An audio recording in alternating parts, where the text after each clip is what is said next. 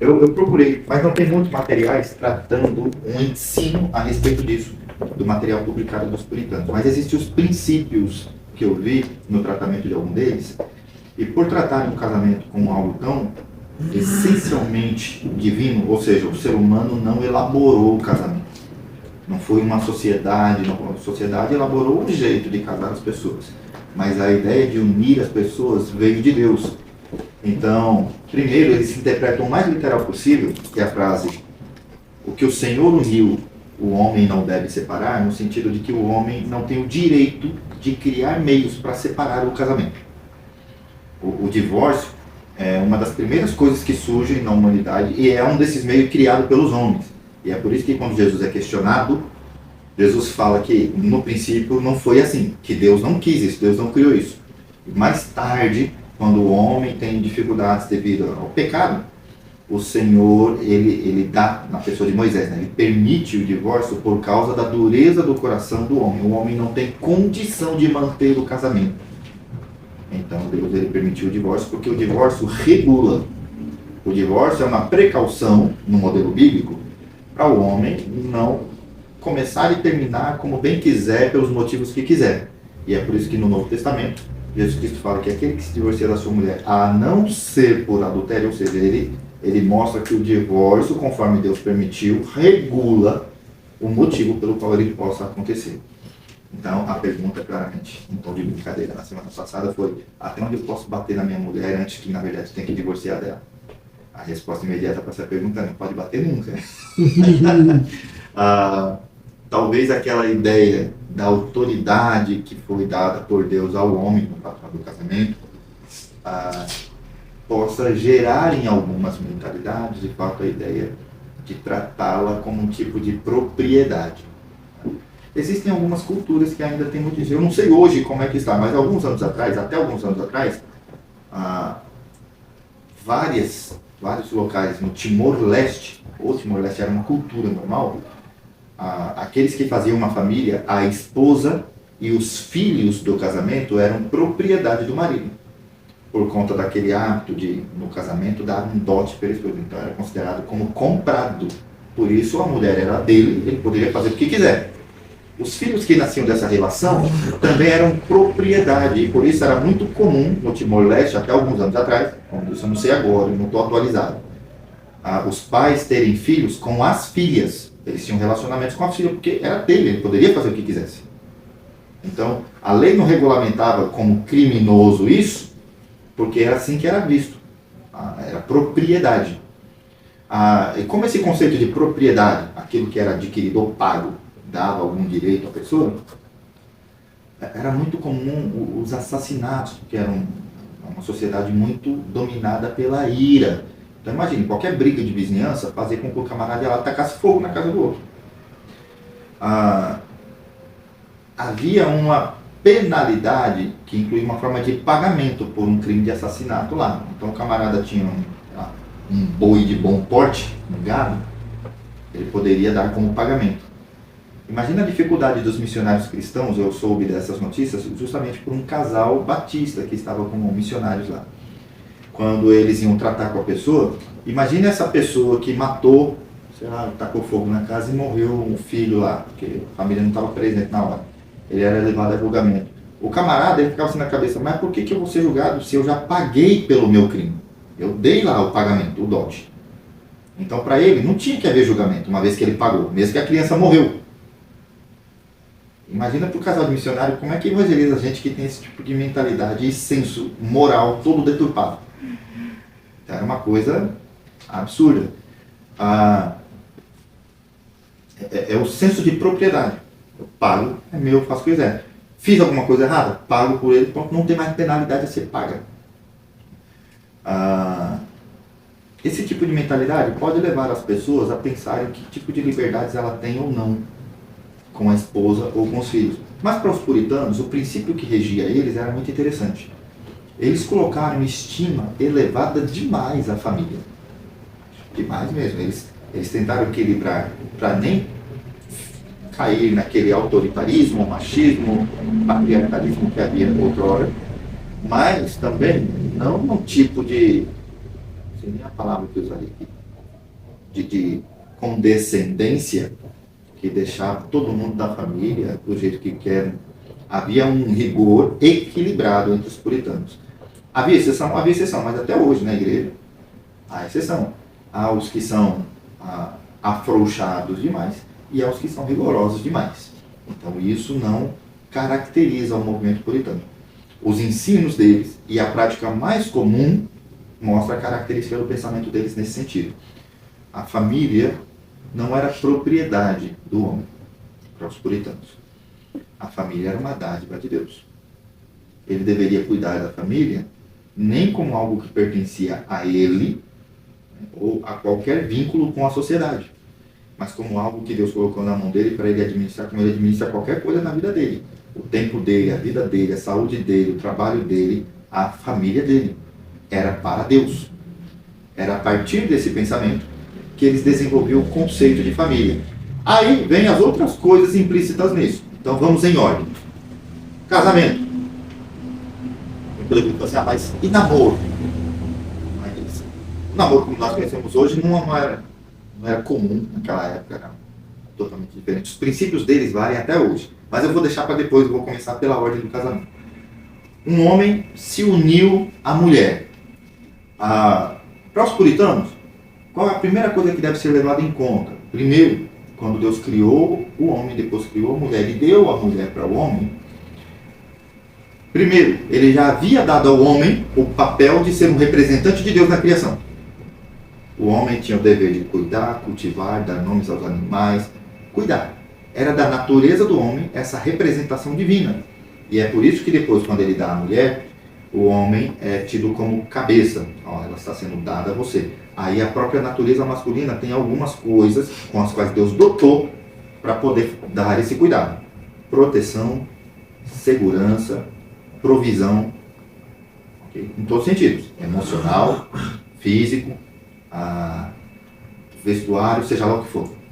Então, é da natureza do homem liderar, mas não com ênfase no benefício, no direito que ele tem de receber, sei lá o que, da criação ou da família. Eu sou homem, então eu quero chegar em casa e minha família tem que ser assim comigo. Não era esse o sentido. O sentido com que Deus coloca ele na posição de líder é que diante de Deus, ele é o responsável. Ele responde pela família. Um conceito que já há um bom tempo eu gosto bastante, sobretudo com jovens, solteiros, adolescentes, os que estão namorando, que estão noivados, sempre lembrar. Eu às vezes tenho que lembrar dessas lições até depois de casar, quanto mais antes. Deus não vai prestar conta da família a partir da mulher. A mulher não responde pela família. O homem responde. Imagina que aqui seja a empresa em que eu seja o patrão e vocês sejam o funcionário. Patrão, assim, sou, sei lá, supervisor ou gerente, mas tem o dono da empresa. Então o dono quer saber por que está acontecendo determinadas coisas. Ele vai vir prestar conta de vocês? De quem? De mim.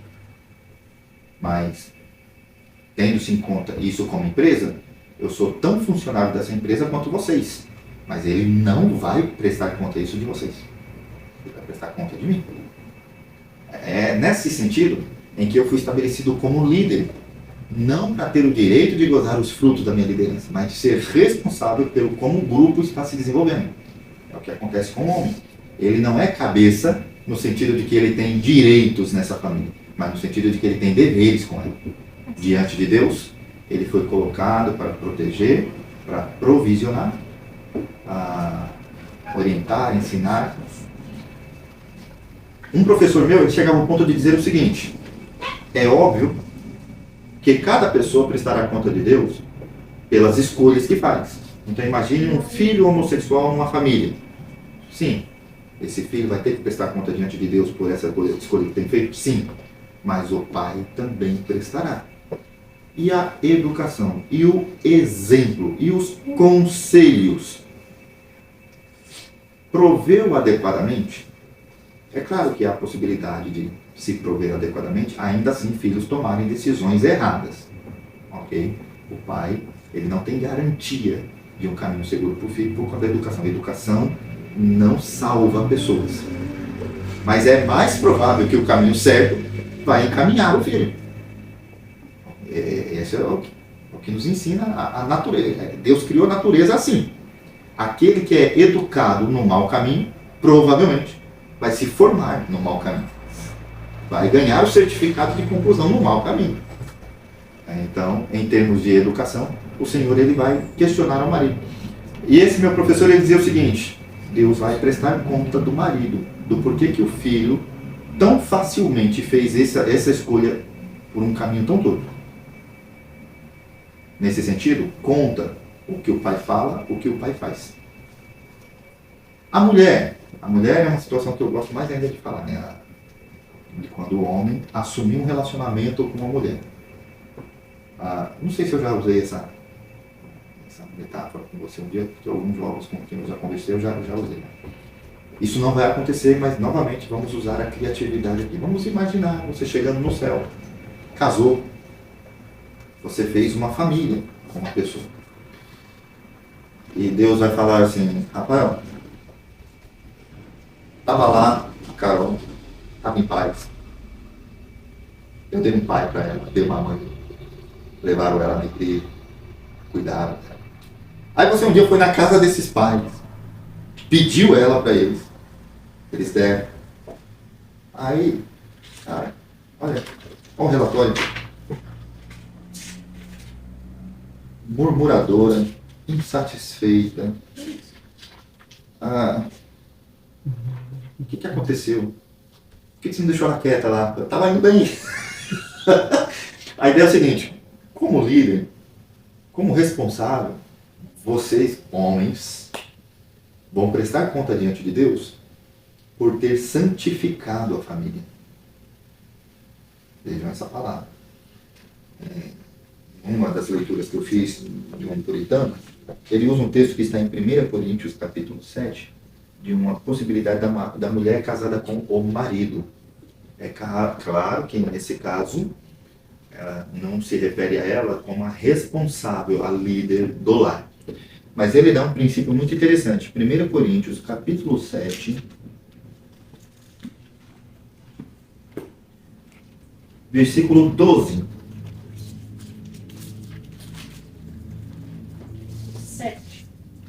1 Coríntios, capítulo 7, no versículo 12. Primeiro, antes do 12, olha como começa o versículo 10.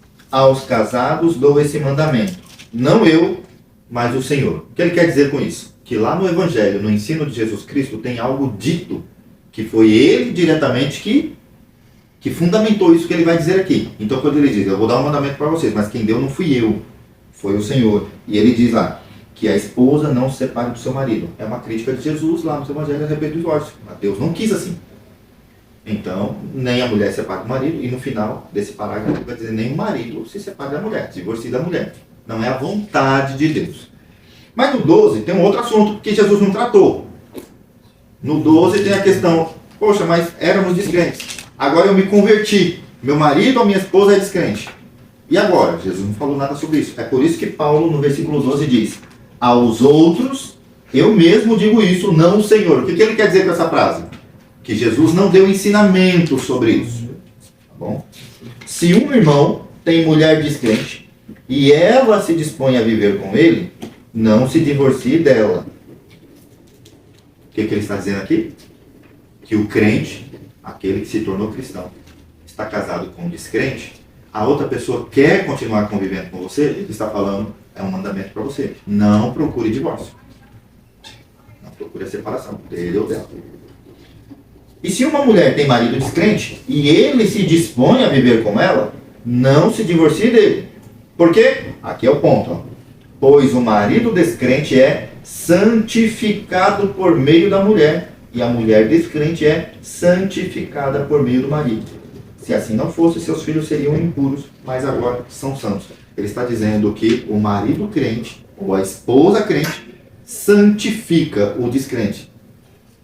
Ok? Eu já falei muito brevemente sobre o que significa esse santificar, que não é o santificar igual Cristo santifica os santos, né, os eleitos, mas ele é mais mantido sob as orações, sob um ambiente de gentileza e de frutos do Espírito que nasce do cônjuge que agora é cristão.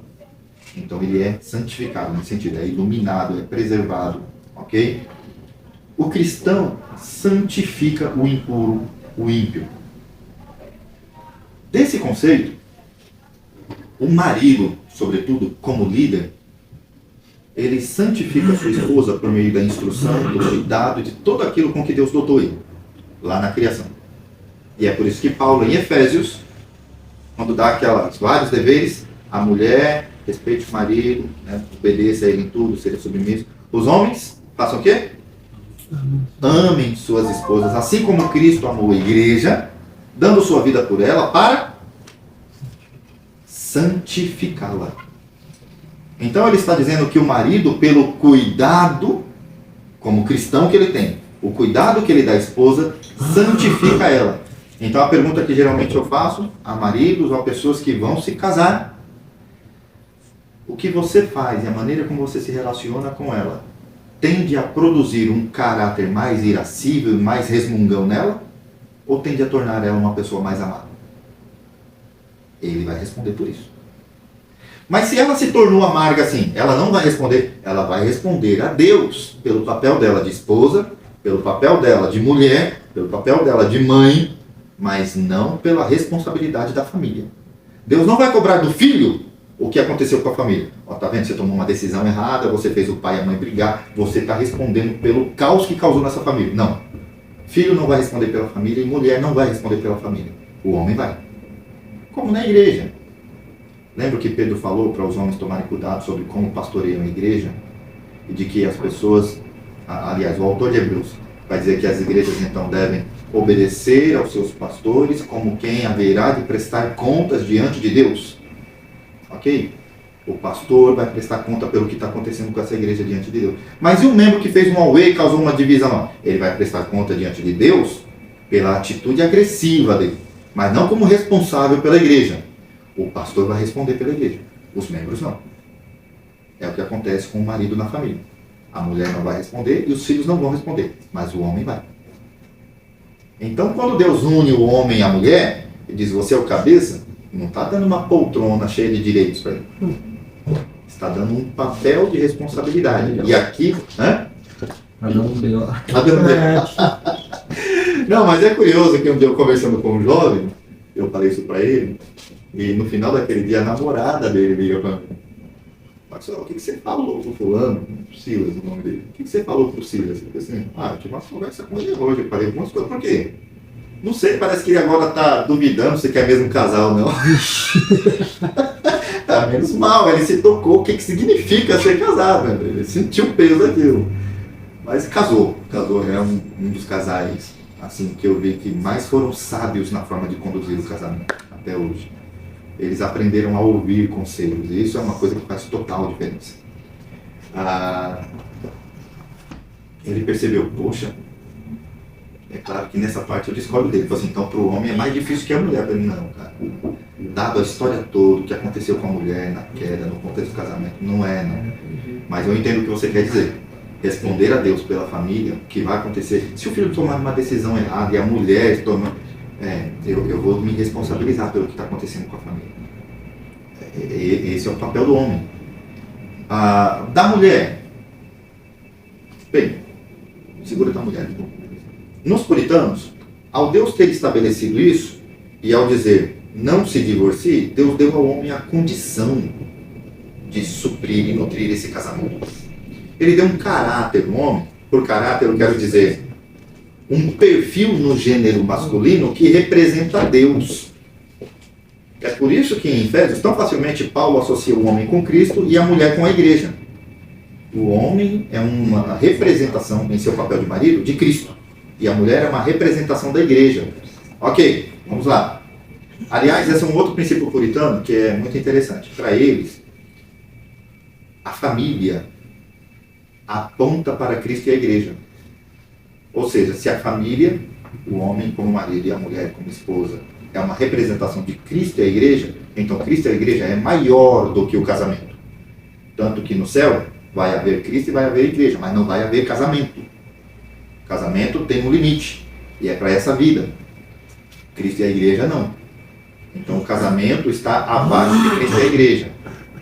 Isso é verdade em relação ao corpo universal de Cristo, né, e Cristo. Não é verdade com a organização. Vou deixar minha família lá em casa porque hoje tem culto, eu tenho uma tarefa na igreja. Não é nesse sentido. Tá? No sentido, a ideia de, então, o marido que não cuida bem, não administra bem a casa, tipo, não pode administrar bem a igreja por conta dessa representatividade. Representatividade. O homem que não administra bem a casa, ele pode. Depois você repete pra gente as coisas de novo. Tchau, gente. Vocês perceberam que com uma apertura aqui agora assim. Então, já fugir mesmo, na cara dura assim. Ei, não adianta não, tô gravando. Eu vou Ele até saiu, né? Pegou no calo, né? Mas depois você pega ele. Ei, eu tô gravando ali, eu vou mandar lá pra vocês escutarem. Já tá Escapar, não. Cada vez ficando menor na escolinha.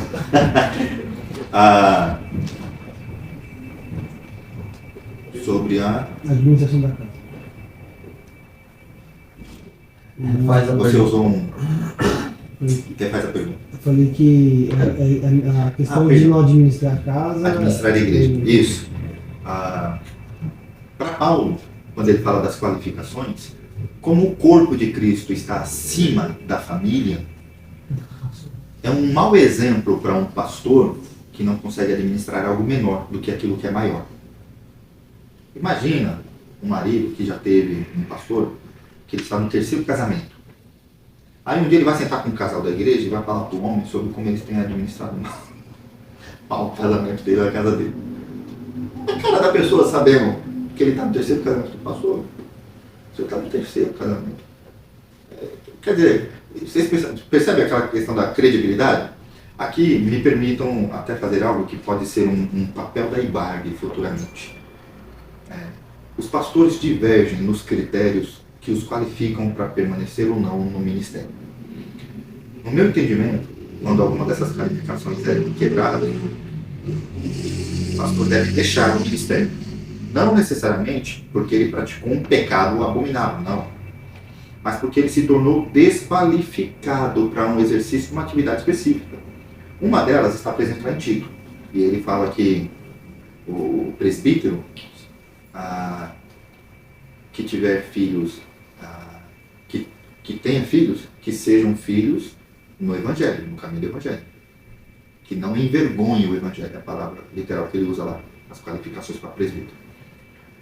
Se em algum momento, por exemplo, eu tiver um filho cuja vida é tão desordenada que já está começando a atrair maus comentários, o filho do pastor, a igreja, imagine como é. Nesse sentido, na minha opinião, eu estou desqualificado para continuar como presbítero. Não é porque eu fiz alguma coisa errada, é porque eu não consigo mais oferecer para a igreja um padrão de exemplo para criar credibilidade nos membros. A igreja não deve disciplinar o pastor nesse caso, porque foi o filho que fez isso, o pastor pecou. Mas não há qualificações que mantenham uma relação saudável entre as pessoas que querem ver o exemplo da fé na vida do pastor e não estão vendo. É claro que isso, enquanto o filho está sob minha autoridade. O meu entendimento é esse. Há um pastor bem radical lá da Palavra da Vida, Marcos Mendes, mas não é o Granconato. Marcos Mendes é alguma coisa. Acho que ele era da PIBA, Primeira Igreja Batista de Atibaia. E ele é de uma opinião bem radical. Não importa se o filho dele já casou, tem família. Se esse filho dele saiu do caminho do Evangelho, ele também deve sair do pastoreio da igreja. Para ele, por toda a vida, vale. No meu entendimento, o filho, ele assume uma nova família. Quando a Bíblia diz que o homem deixa pai e mãe, gera um desvínculo. Então, a partir desse desvínculo, o filho já não está mais sob minha autoridade. E o que ele faz depois disso, já não gera mais algum efeito sobre o meu papel ministerial. Mas enquanto está sob minha autoridade, as escolhas que ele faz, o caminho que ele toma, se envergonha o Evangelho, me desqualifica. Pode. Seria duas perguntas. Essa seria pelo fato de, quando a Bíblia fala, ensina teu filho o caminho que deve andar, para quando ele cresça não se desvie dele. Aí a partir da hora, eu não estou falando que eu concorde também, mas dá essa impressão, né, que mesmo que depois o filho case, quem ensinou ele o caminho do Evangelho, para que ele não se disse à parte, foi o pai, né? Então ficaria um mau exemplo? Não. Geralmente Não, esse não texto, concordo. nesse Eu caso, acho esses que pastores isso não é é assumido como o versículo, porque esse versículo ele é um provérbio. O provérbio não tem a intenção de funcionar como um mandamento. Tipo assim, Jesus Cristo falou, cumpre a lei e viverá. Então, pela lógica, quem cumpriu, vive. É um resultado inevitável. O provérbio não tem essa intenção. O provérbio ele tem a intenção de mostrar uma realidade, a realidade mais comum. Então, o filho que ele é orientado no caminho, ele provavelmente e mais naturalmente, ele vai seguir aquele caminho. O filho que foi educado na bandidagem, que gosta de falar palavrão, é o que provavelmente vai ser o tipo de perfil quando ele crescer. Então, quando fala criar o filho no caminho em que ele deve andar, e quando for velho não se esquecerá, é de que a natureza, o perfil dele foi orientado, foi formatado para seguir um curso de ação. Então, provavelmente é o caminho que ele vai tomar. Não deve funcionar como regra geral. Pode ser que bons pais educaram bem os filhos e por más influências posteriormente foi desencaminhado. Mas não é o caminho natural. Esse foi uma coisa que entrou no meio do caminho e desviou o filho. Tá bom? O curso natural é, dou uma base certa e meu filho certamente vai seguir esse caminho. Eu concordo que quando ele casa, ele se desvincula, né? É uma outra família. O casamento É desvincula. só Isso. É como o filho que está no ventre da mulher, ainda é um com ela. Tem ele é distinto dela, mas ainda é um com ela. O cordão umbilical gera independência. Ele não é mais alimentado pela alimentação dela, da mulher. Ele não é mais nutrido pela nutrição dela. Ela ainda vai continuar ajudando nisso? Vai, mas ele é mais independente. A comida exterior, a comida de fora é que vai dar o crescimento para ele agora. Então gerou um desvínculo. O casamento é isso. É uma realidade que Deus vincula homem e mulher. Nasce um filho e esse filho está vinculado por gestação natural. É dos pais, pertence aos pais. Os pais têm obrigações com esse filho. Tanto que a própria lei civil reconhece isso. Uma criança fez uma coisa errada na rua, a polícia vai julgar o filho? Vai na casa do pai. O pai responde pelo filho, o pai e a mãe. Então, até determinada idade, a cobrança é feita. Mas depois que assume-se certa idade, do ponto de vista civil, tá? Assume-se certa idade, o pai não responde mais pelo filho. Do ponto de vista bíblico, quando é que isso acontece? Quando o filho deixa pai e mãe e cria uma nova família. A partir dali, ele não é mais um filho dependente do pai e da mãe. Ele é um provedor de uma nova família. Ele não é mais o que recebe a proteção, a provisão. Ele é o que gera. Então, criou um desvínculo. Nesse ponto, no meu entendimento, o pai não responde mais pelo filho, porque ele se tornou alguém que responde por outra família. Ele gerou uma nova família, diferente daquela. Alguns dizem, virou parente? Não, mas é esse tipo de desvínculo.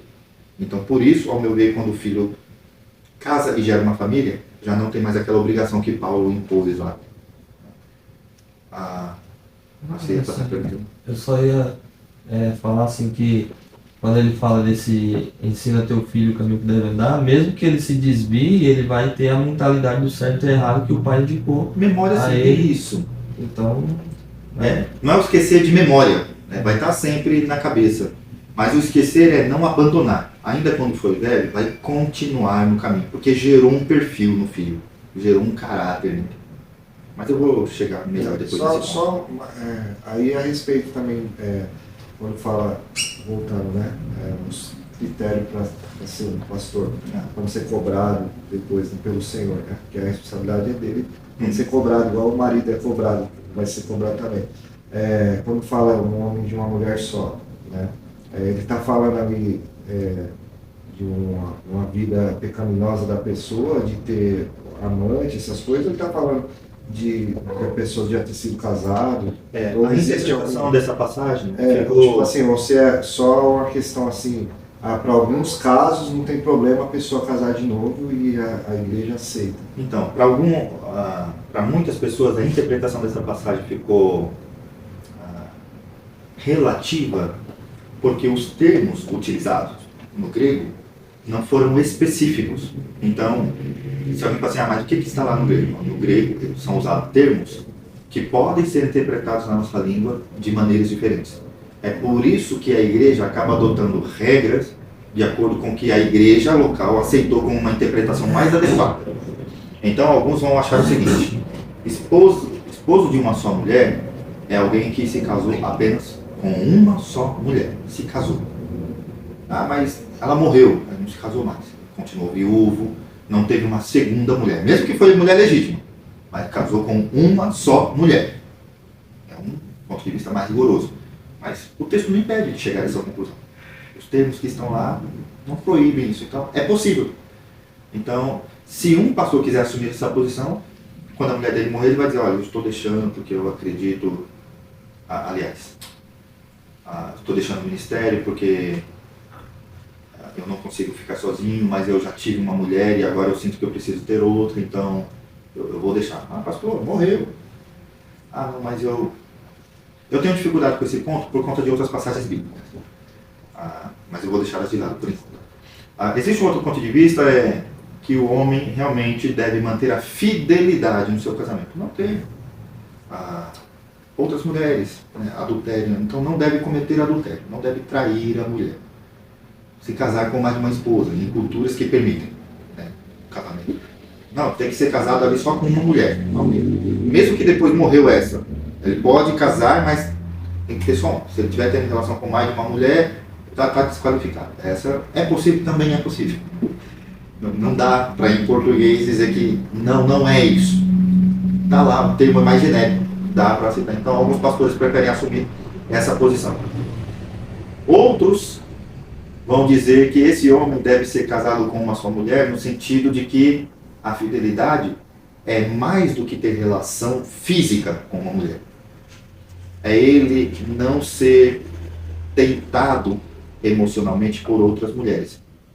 E aqui, quando eu falo tentado, é quando ele é tão fiel à sua esposa que o seu coração não é duvidoso quanto a isso. Sabe, maridos que mesmo que nunca adulteraram, mas ele... Eu estou tentando manter aqui o conceito puritano em ordem. Me permitam ilustrar com uma situação. Um marido cujas expectativas de retorno, de afeto, de carinho, já não são mais encontrados na esposa dele, na amiga, uma irmã da igreja. Ele consegue conversar, consegue tratar, consegue tomar decisões, mas a coisa não está bom no casamento. Ele não tem mais na esposa aquela que provê a condição emocional que ele precisa. Então vai ter com outra pessoa. Mas o homem, quando estava solteiro, que recebia esta condição emocional que o estruturava do pai e da mãe, desde que deixou pai e mãe, ele tem uma nova fonte dessa estrutura emocional, porque o homem não se tornou emocionalmente perfeito. Da onde é que Deus supre a condição emocional do homem casado? Na esposa. A esposa é a provedora, a contraparte emocional do marido. E é por isso que o homem não deve buscar provisão de afeto, de carinho, de companheirismo, além da mulher. Mas eu não estou traindo, não estou tendo... Mas não é só o não ter relação. A mulher, a esposa, foi a mulher que Deus te deu para prover essa condição. A intimidade, a condição emocional, amor. O homem que está tendo isso em outras fontes que não a esposa, isso me parece coerente com o ensino de Jesus Cristo a respeito do adultério. Aquele que no coração teve uma intenção com outra mulher, adulterou, me parece coincidir bem. Então aqui no caso estamos falando de um homem, no meu entendimento, tá bom? Eu sou um pouco mais rigoroso nessas qualificações. Um homem que deixou de encontrar na esposa a provisão para sua condição emocional, ele não tem condição de continuar como pastor. Por quê? Ele não é mais líder e exemplo para a igreja, que não deve encontrar, além de Cristo, provisão para suas condições de segurança, de afeto, de dependência. Cristo apenas tem isso. Se o pastor da igreja, ou o marido em casa, representa Cristo, então ele falha nessa missão quando ele deixou de encontrar na sua noiva, na sua esposa, a fonte de sua condição emocional. Ele procura em outras fontes. É como uma igreja que trai Cristo. Deus tratava isso como adultério espiritual no Antigo Testamento. O meu povo me adulterou, me traiu. procurando outros deuses. Então, ao meu ver, o pastor que faz isso é mais difícil de identificar, porque não é uma coisa visível, não tem adultério físico. Mas quando a igreja tem um testemunho, por exemplo, de que o pastor está tendo dificuldade, não é de agora, é de anos, ele realmente, ele percebe que ele se estabiliza emocionalmente e tudo mais em outras fontes que não a esposa, a igreja pode chamar o pastor, pode censurá-lo, pode dar prática, pastor, corrige isso, muda, porque isso não é bom, a gente está sendo guiado por você, isso não dá um bom exemplo. Então, às vezes a esposa procura alguém da igreja, a esposa procura um outro pastor do presbitério, olha, conversa com meu marido, tá assim, tá desse jeito, pastor, não é bom isso, corrige ele primeiro, não corrigir para o pastor, olha, não tem jeito, a gente conversou, a gente tem visto que o senhor não tem corrigido isso, o senhor não está qualificado mais para permanecer como pastor da igreja, o senhor pode vir, pode ser um membro aqui na igreja, mas para exercer esse papel de pastor, não, a igreja precisa de um padrão melhor do que isso, um padrão bíblico, a meu ver, né? Então, o marido ocupa essa função na família. E vejam, eu falei que ia falar da mulher. A mulher, infelizmente, acho que os puritanos discutiriam muito com o perfil de igreja, porque a igreja ela comprou muito da mentalidade secular para poder falar dos papéis. Não estou falando nem tanto de feminismo, homossexualismo, nada disso. Mas a mulher tende a depreciar algo que a Bíblia exalta nela, o papel da mulher do lar. Ela é edificadora da família, e a família é o cerne da sociedade. Quando ela opta por diminuir ou dispensar a família em razão de um papel profissional, de alguma outra coisa, ela está abrindo mão de algo que Deus deu à própria natureza dela. É o Felipe que, às vezes, lá quando era solteiro ainda, não sei como hoje ele fala isso. É tipo assim, parece que Deus fez do lar uma extensão da natureza da mulher. Quebra aquela galinha de porcelana da mãe, para ver. Né? Entra com o pé sujo dentro da casa. Põe uma coisa que decora, deixa feia a casa. Para a mulher é como se estivesse mexendo com ela. Mexeu com a casa, mexeu com a mulher. Recentemente o pessoal tem feito uma brincadeira, uma piada, né? De um homem que foi agredido pela mulher. A reportagem foi lá e o homem chamou a polícia. E a reportagem fala que o marido foi agredido e chamou a polícia. Mas por quê? Ela estava limpando a casa, eu cheguei lá e ela me expulsou porque eu sujei a casa e tudo mais. Quebrou o cabo da vassoura na minha cabeça, estava sangrando. Bom. E a reportagem fala, é assim, então a polícia... Mas a polícia está aqui, foi acionada, mas ainda vamos aguardar resultado, porque a polícia está esperando a mulher terminar de passar o pano no chão para entrar dentro de casa. Por conta dessa... Bem, Deus fez essa natureza assim. Tanto que quando a gente lê da mulher virtuosa em Provérbios 31, tudo o que ela faz, inclusive trabalho, né? Ela é empreendedora, ela vende, ela adquire lucro, ela costura. Mas por que ela faz tudo isso? Para os filhos, para a provisão do lar, para ajudar o marido, tudo concentrado no lar. Não é por outro motivo, não é por uma imagem dela como pessoa independente na sociedade, mas é pelo papel que ela cumpre na sustentação da casa dela, a mulher de Provérbios. Tudo que ela está fazendo lá acaba gerando um testemunho para toda a família. Tanto que vai dizer do homem, o homem que a tem é bem-aventurado, tem um testemunho diante dos outros na sociedade, por conta de como ela faz o que ela faz. Então, veja que toda a virtude da mulher tem essa associação dela. E por isso, quando ela foi criada, se diz que ela foi criada auxiliadora. E esse, gente, é a coisa mais mal entendida do papel da mulher. Porque auxiliadora é um dos termos mais bonitos utilizados para quem na Bíblia? Espírito Santo. Espírito Santo, Deus. Deus, ele é o divino ajudador. O que auxilia, o que dá suporte, o que sustenta. E é esse termo que é utilizado para Deus, que é usado lá em Gênesis, que Deus fez uma auxiliadora para o homem. Olhando todo o contexto bíblico, a mulher legítima e um relacionamento saudável de crentes, a mulher, ela é uma provisão do auxílio divino para o homem. Olha que coisa. Isso é um privilégio, mas é depreciado. por quem não ama a Deus. As pessoas no mundo acham que ser auxiliador ou sustentador do lar é coisa de mulher que não venceu na vida. Ficou cativa dentro de casa. É perdedora. Quem é a mulher vencedora na sociedade? É aquela que se desprendeu do lar, que foi à luta, que fez a faculdade, se tornou independente. Ela não é dependente. Deus criou a dependência nos dois, homem e mulher. Tanto que, apesar de ser líder, o homem não tem provisão fora da sua mulher. Tem nela. A mulher, apesar de ser uma pessoa que vai responder por si mesma diante de Deus, ela não é independente. O casamento fez uma coisa diferente com os dois. O homem se desliga do pai e da mãe e se torna um provedor na família. A mulher deixa a dependência do pai e da mãe, mas passa para a dependência do marido.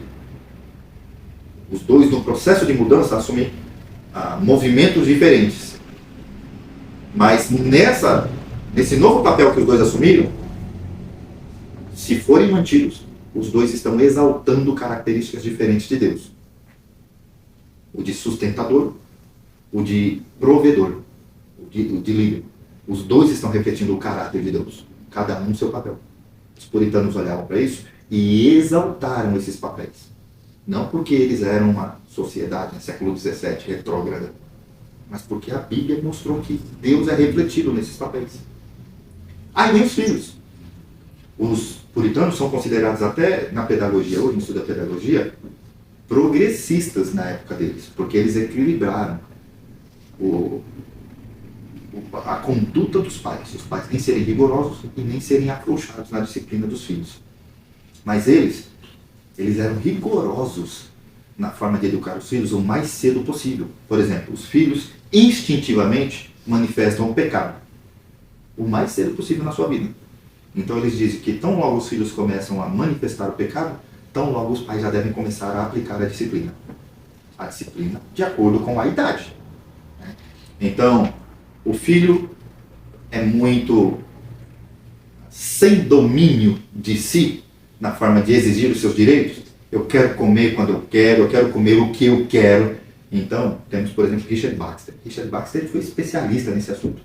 Ele falava: contenha os excessos e as reivindicações dos seus filhos o quanto mais cedo possível. Que a vontade dele não se mostre acima da sua. Você é o pai, ele é o filho. Você deve fazer ele aprender de que ele deve conter, de que ele não tem essa liberdade. É assim que funciona as hierarquias no mundo. Diante de um juiz ou de uma outra autoridade acima de mim, eu não tenho a liberdade de falar com eles do jeito que eu quero. Talvez eu possa falar assim com um amigo, com alguém que é mais íntimo, a pessoa não vai se ofender nem nada. Não fala com uma pessoa que tem autoridade. O filho precisa aprender isso. Então eles ensinaram amplamente a forma de rigor. Eles diziam, no começo, filho não conversa, então filho não processa a informação. Então eles dizem, as palmadas ou castigo físico que a Bíblia diz, dão aos filhos os limites que eles precisam. O filho começa a conversar e entender as coisas, deem as primeiras lições. O filho começa a discernir certo de errado, há certas idades em que bater já não cabe mais. Adolescente, o filho já está... O castigo já não funciona mais como funcionava quando era criança. Por quê? Porque já processa a conversa. Então eles fizeram discernimento do processo de educação mental da criança, do coração e tudo mais. E os filhos deveriam ser educados de acordo com esses processos. Vai se tornando adulto, como era próprio antes das épocas que vêm os nossos namoros que nós conhecemos. Não existia namoro antigamente. Quando muito, algo parecido com um noivado que nós temos hoje, que é um compromisso assumido com alguém. A educação puritana para a vida em casamento, para o namoro, é uma coisa muito interessante. Não existia um namoro, mas existia o compromisso. Um filho que assumia um compromisso com a filha de outra pessoa, a ele não era dado as liberdades do adulto. O casado tem algumas liberdades. E aqui é interessante. Coisas que podemos e devemos ensinar aos nossos filhos. O meu já falo lá desde os 8 anos com algumas coisas, e conforme ele foi crescendo, foi passando outras. Vejam só, é muito natural a nossa época dar a filhos, meninos que já estão entendendo bem essas coisas, a noção de que eles podem ter alguns direitos que os adultos têm sem ter o dever que os adultos têm. E eu geralmente uso 2 exemplos: dinheiro e relacionamento amoroso. Dinheiro, o filho quer mesada. Imagina. Porque mesada é aquele dinheiro que o filho ganha, não precisa trabalhar, vai dar. E ele pode comprar o que ele quiser, compra o seu brinquedo, compra. A gente sabe que não é assim que se lida com dinheiro. Porque faz um cálculo lá, pega o dinheiro que você ganha no mês, divide por dia e divide por hora. Significa que R$35, R$40 equivale a 1 hora de trabalho. Você imagine que lá no mês você penou, aquela hora pareceu que não ia acabar nunca. Aí você vem e dá R$50 pro filho. O filho, sei lá, faz uma besteira com dinheiro, alguma coisa. E, cara, foi 1 hora de trabalho penado. Ou mais, né? 50 só. Mais de 1 hora. Então, o filho não tem essa noção. Mas a gente tem, a gente trabalha. A gente sabe o que acontece com ele. Então, o que é isso? É o direito de gastar e usar dinheiro do jeito que eu quero, sem ter a responsabilidade de ter que fazer com ele o que precisa ser feito, na verdade. A gente não faz assim, porque senão a nossa casa não aguentaria. Vou pegar todo o dinheiro, vou lá, vou viajar para o lugar e tal. E como que a gente paga a conta? Como que a gente compra o alimento do armário? A gente trabalhou para sustentar a casa, não foi para jogar o dinheiro lá. Então, uma mesada pode ser uma forma de ensinar errado o filho a como lidar com o dinheiro. O meu, ele já está grandinho, às vezes a gente pede para comprar coisa no mercado e quando ele ia com o cartão nosso, não deixava de quem é esse cartão, o pessoal suspeitava. Mas desde os 12 anos, eu fiz o cartão dele, que no Brasil já pode ter conta digital, não pode ter cartão de crédito, mas pode ter conta. Aí precisa, pessoal, vou mandar para você, você vai lá e compra tal coisa. Então ajuda ele a... É interessante que alguns filhos administram dinheiro melhor que a gente. A minha filha ganhou, há não sei quanto tempo, uma nota de R$100, que tá lá, cara, tá... E eu falo assim pra ela, filha, tá faltando uns negócios aqui, você não quer não? Aí ela fala assim, não pai, deixa guardado, porque eu preciso comprar tal coisa. Não, tá certo, deixa o seu dinheiro então. Porque eu na primeira necessidade não tenho mais poupança, acaba, o dinheiro que tá lá, surgiu a necessidade, aí acabou. Ela fala, não pai, deixa lá, porque eu preciso comprar tal coisa. Tá bom, deixa assim, quer então. Relacionamento. O que é um relacionamento? Eu acho que minha primeira namorada eu tinha 14 anos. Eu não tinha a noção que eu tenho que eu vou falar agora, tá bom? Eu errei. Não, eu não tive relações íntimas, por exemplo, no meu namoro. Eu me casei virgem. Mas não significa que eu não posso ter cometido os outros erros. Então, 14 anos, eu comecei a namorar. E qual a primeira coisa que geralmente um adolescente faz quando vai namorar? Antes, ele não podia tal coisa, era uma amiga, era uma colega. Agora estão namorando. Então, namoro deu liberdade para fazer alguma coisa a mais. Coisa simples, como o que, por exemplo? Beijar na boca. Eu vou falar isso lembrando de uma história muito bonita que eu ouvi de uma jovem de 23 anos de idade na época, quando eu li lá do site Mulheres Piedosas. Estava no começo, era um blog ainda. Uma moça jovem, 23 anos, bonita, olhos azuis, loira, aquele padrão americano. Ela dizendo o seguinte, ela ensinando isso. O beijo é uma intimidade. A primeira fase, o primeiro estágio do casal que vai iniciar uma relação íntima. Mas eu não sou casada com ninguém. Mesmo eu namorando, por que eu aceitaria beijar esse rapaz? Se o beijo é o primeiro passo de uma relação íntima. Eu vou explicar melhor o que ela estava querendo dizer com isso. A gente não chega simplesmente e, não sei, alguns acabam sendo assim, e tem a relação.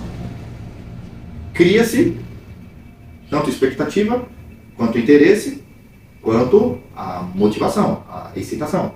Ou seja, a pessoa que está lá na sua rotina normal, para desenvolver esse desejo, ela começa com coisa simples, geralmente o beijo na boca. O beijo na boca desenvolve o desejo. Então o beijo na boca, na mente dessa jovem, fala assim, não é para namoro.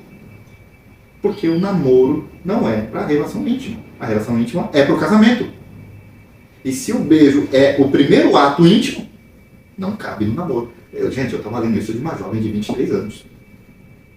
Eu achei aquilo estupendo. Você fica como, por que eu não tive esse pensamento? É a primeira coisa que veio na nossa cabeça. Mas foi curioso ver uma jovem dizer isso. E uma jovem, provavelmente, aparente que muita gente queria namorar com ela. Aí eu descobri depois que ela realmente manteve todo o padrão dela, Até quando ela teve um compromisso com alguém e só depois do casamento ela beijou o rapaz. Quando casou. É o padrão puritano. No padrão puritano, aliás, tinha algo mais. Não era necessário amor para iniciar um relacionamento com alguém. Sentimento. Era interessante. Porque para eles, o sentimento não valida a decisão de se relacionar com alguém. O sentimento é uma coisa aprendida, pode ser desenvolvida. A gente sabe disso de culturas até hoje, que o pai escolhe mulher. Mas pode ser que a mulher não gosta, mas a maior parte das mulheres dessas culturas aprenderam a amar maridos. Você vai perguntar para muitas delas, não, eu amo a minha família. Eu amo meu esposo. E não foi ela que escolheu, foi o pai. Por quê? Porque amor é aprendido, é ensinado, é desenvolvido. Não é uma coisa que o mundo diz aí, olhei, pum, nasceu, foi a química, rolou. Não é. Para os puritanos, eles entendiam o seguinte, quando você olha a pessoa e vê que ela tem compromisso com Deus, ela tem uma mentalidade bíblica, é uma pessoa boa para poder desenvolver um relacionamento. Se no meio dessa decisão Deus desenvolveu afeto no seu coração por ele, entenda isso como uma bênção de Deus sobre o relacionamento de vocês. Olha que coisa diferente. Esse era o ensinamento de um pai para uma filha puritana. Filha, não importa se você o ama agora, mas se você vê nele virtudes excelentes de um homem que ama a Deus, ele pode ser uma boa escolha para você. E depois que você assumir um compromisso com ele, se você desenvolver afetos de amor por ele, entenda esse amor como uma bênção de Deus sobre a decisão que vocês tomaram. O amor era uma resposta de Deus, não era a causa da decisão do relacionamento. Era uma resposta de Deus para a decisão tomada sobre o relacionamento. Imagine se cristãos vivessem com essa consciência hoje.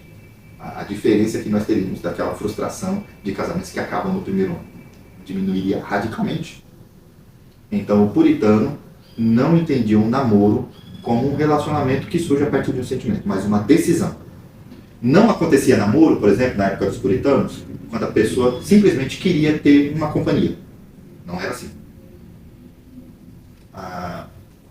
Esqueci seu nome. Marcos. Você entende que já está preparado para ser marido de uma mulher casado, que tem responsabilidade? Não. Então, para os puritanos é o seguinte, você não está preparado para namorar. Quando é? As pessoas fazem essa pergunta. Qual é a idade certa para namoro? Não tem. Qual é a mentalidade certa para o namoro? Essa é a pergunta. A mentalidade certa é o seguinte.